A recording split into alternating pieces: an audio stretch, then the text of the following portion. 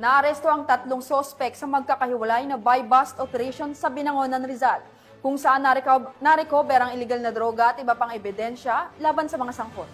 Patrolwoman ang Priscil May Urbano sa balita.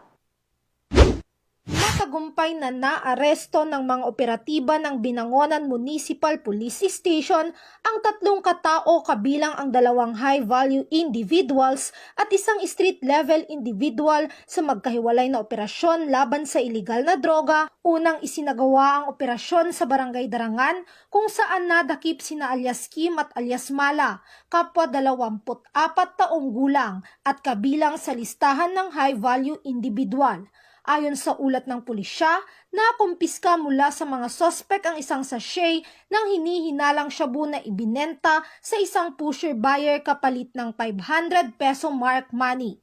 Sa masusing pagkapkap, na-recover pa ang 3 karagdagang sachet ng hinihinalang shabu, pera, cellphone, motorsiklo at iba pang ebidensya. Tinatayang nasa 35.30 gramo ang kabuuang timbang ng nakuhang droga na may halagang 240,040 pesos. Samantala, ikinasa naman ang isa pang buy-bust operation sa Barangay Palangoy na nagresulta sa pagka-aresto kay alias Jeff, 50 taong gulang at itinuturing na street-level individual. Nakumpiska mula sa kanya ang 6 na sachet ng hinihinalang shabu na may bigat na 20.50 gramo at tinatayang nagkakahalaga ng 139,400 pesos, kasama ang mark money, cellphone at motorsiklo.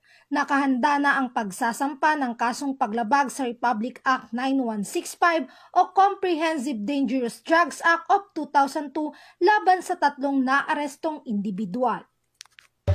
Mula dito sa PRO Calabarzon, ako ang inyong Police News Network Correspondent, Patrolwoman Priscil May Urbano, alagad ng